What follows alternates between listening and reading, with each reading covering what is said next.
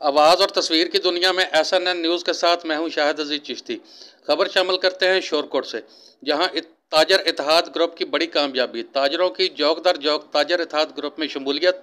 उस्मानिया बाज़ार, गुजर market, Rana market, तजरा market समेत शहर भर के दुकानदारों ने ताजर इत्तेहाद ग्रुप में शमूलियत करके ताजर इत्तेहाद ग्रुप को एक बड़ी कामयाबी से हमकिनार कर दिया।